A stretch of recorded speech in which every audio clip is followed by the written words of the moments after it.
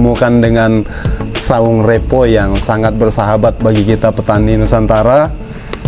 Kita boleh banyak belajar hal di tempat ini.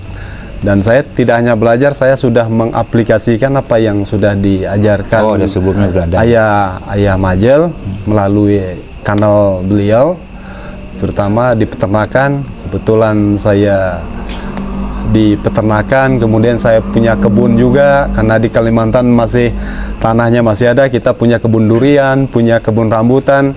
Cuman problem kita hari ini, problem mungkin sama dengan petani di Nusantara, hulu dan hilirnya masih belum terjaga. Jadi ketika panen raya, kadang-kadang pernah kita panen rambutan 12 ton, akhirnya tidak bisa kita distribusikan, tidak bernilai gitu kan.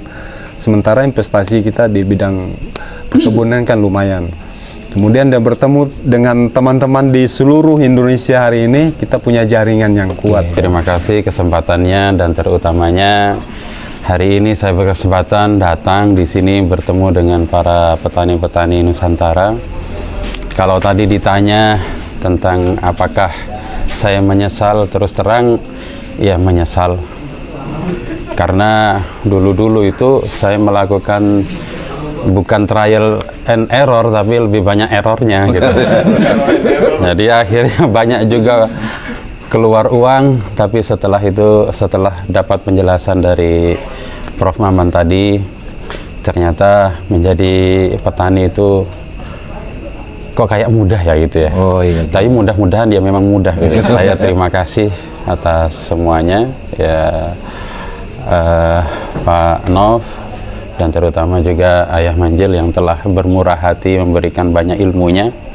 Dan saya menginap satu malam lagi itu karena berharap ada tambahan ilmu yang lain. Kayaknya banyak ilmu-ilmu yang luar biasa yang ternyata tidak disangka-sangka, hal kecil ternyata sangat merubah. Contohnya kayak tadi olah lahan.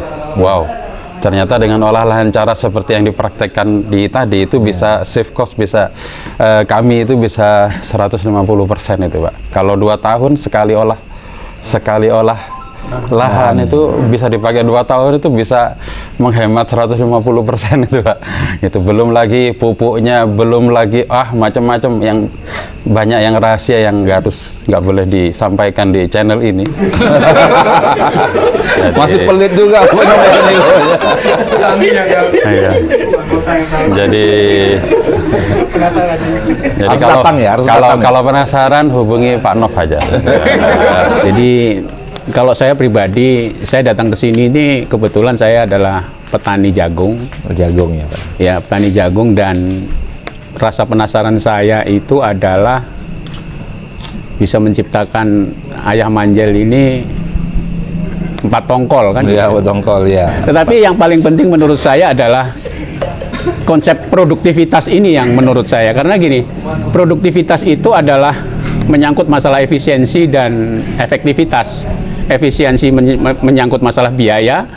Jadi dari program Ayah Manjel ini penurunan nanti pasti banyak. Saya yakin apa yang akan saya kerjakan di lapangan nanti di Kabupaten Tuban itu terutama penurunan biaya dan peningkatan produksi. Itu produktivitas. Nah, ini menurut saya yang paling bagus. Saya baca QRR bisa menguraikan, kimia oke, pestisida oke. Wah, ini yang saya cari dari dulu. Begitu Pak Nov share, udah saya daftar ke admin. Cepat saya daftarkan. Oke, kata admin. Tapi tetap nomor 43. Enggak nomor 1. Cepat. Berarti antusias masyarakat yang lain lebih. Lebih. Saya kaget. Kaget sekali. Aceh ada. Kalimantan ada. Jawa Timur, Jawa Tengah ada. Jawa Barat pun ada. Tapi tidak sebanyak itu. Saya kaget. Wah, ini ongkosnya berapa? Naik kapal, bis, kereta, berapa ongkosnya? Tapi orang ini butuh ilmu untuk berubah ke arah yang lebih baik. Maka dia datang. Saya kaget, naik kapal itu. Wah, ini yang jauh-jauh seperti mencari untuk perubahannya ke arah yang lebih baik. Kenapa kok orang yang punya lahan, yang punya kebun, nggak sedikit terpanggil, nggak sedikit ingin mengetahui.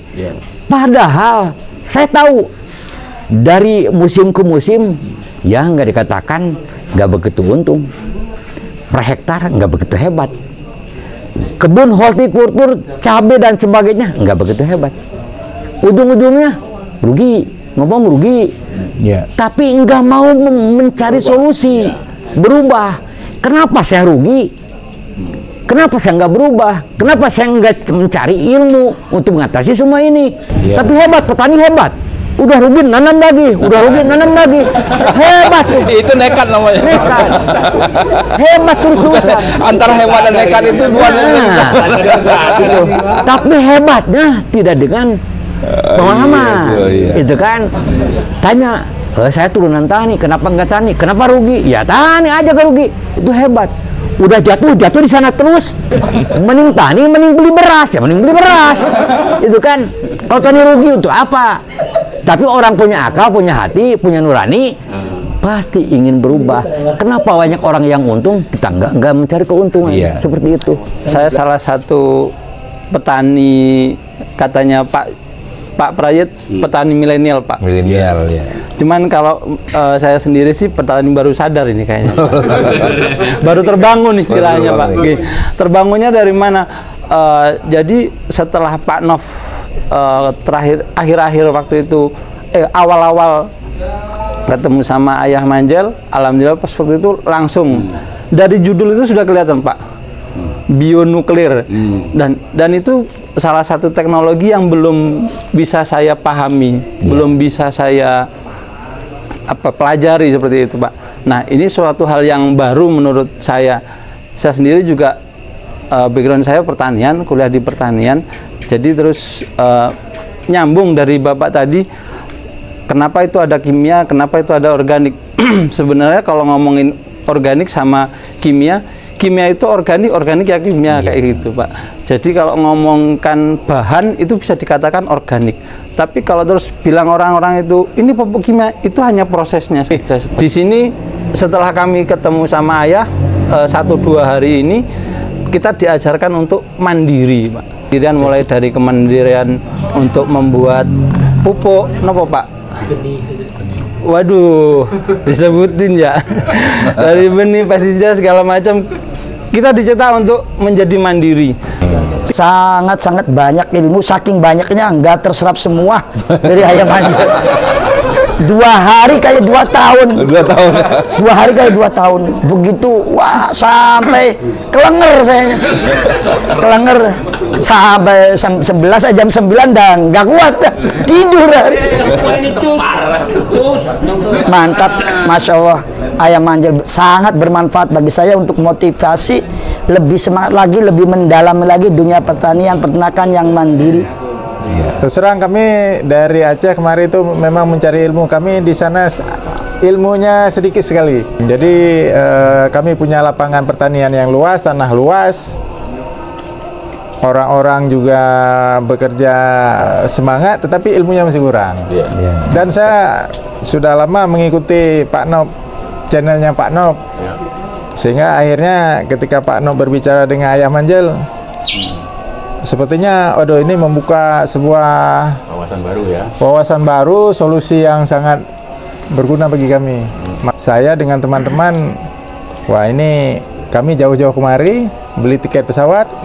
Kami memang mencari ilmu kemari untuk kita bawa pulang ke sana untuk teman-teman kami, kita rame-rame supaya kita bisa mentransfer ilmu, mentransfer ilmu, meningkatkan taraf hidup kita semua di sana.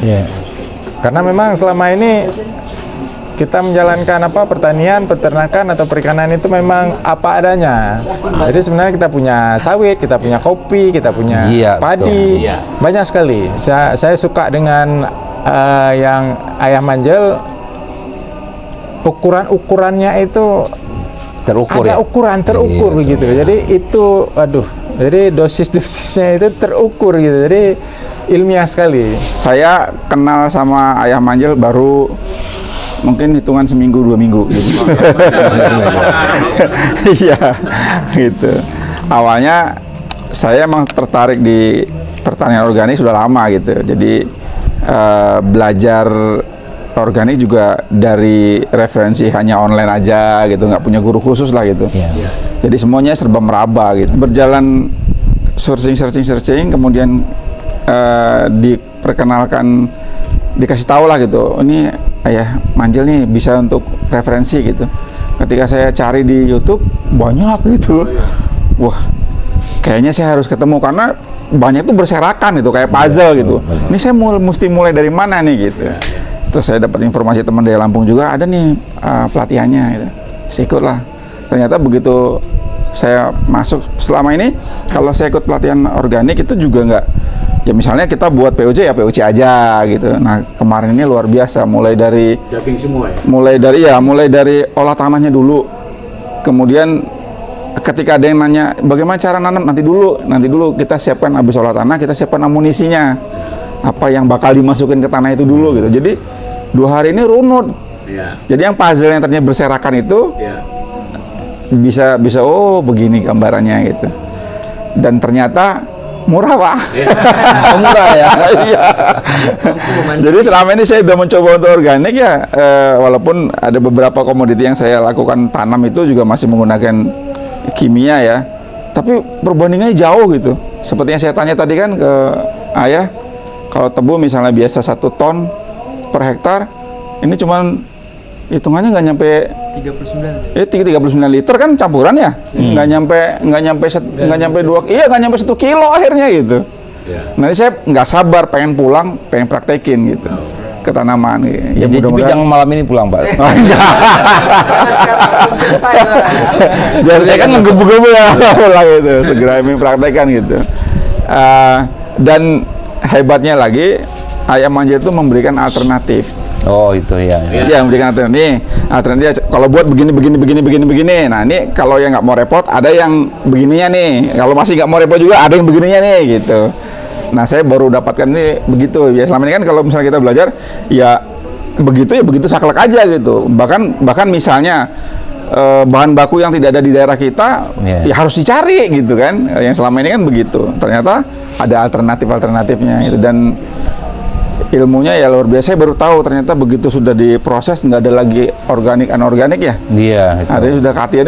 Saya tuh katianan itu ilmu baru bagi saya. Artinya saya merasa sangat beruntung gitu bisa hadir di Saung Revo ini, bisa ngebuka wawasan sangat. Karena memang saya yakin sih, nggak tahu ya, mungkin kalau ilmu ini saya rasa di bangku kuliah juga mungkin nggak ada mungkin. Karena saya ketemu sama yang lulusan pertanian nggak sampai sedalam ini gitu bahasanya gitu. Semua based on experience-nya Ayah lah.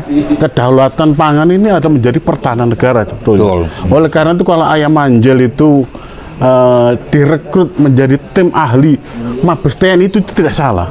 Oleh karena itu kami terus terang saja saya bertekad untuk mendukung program bunga Ayah Manjel. Kalau seandainya kami diminta tenaganya, kami siap terjun, Pak. Mantap. Apalagi yang akan diadakan di Pemalang itu. Orang pertama daftar saya, Pak. Tapi jangan lama-lama. Itu nanti sakitnya mah, Pak. Iya, mah kambuh itu. Iya. Mah. Oleh karena itu saya harapkan dari rekan-rekan yang masih belum bisa hadir dalam kesempatan ini, pada Agustus saya harapkan bisa hadir, kita sama-sama untuk meramaikan dan mensukseskan program pemerintah. Jadi selama orang makan pasti harus ada yang menanam. Tapi kalau menanamnya ancur-ancuran, parah. Makanya ada solusi. Di sini di Saung Revo.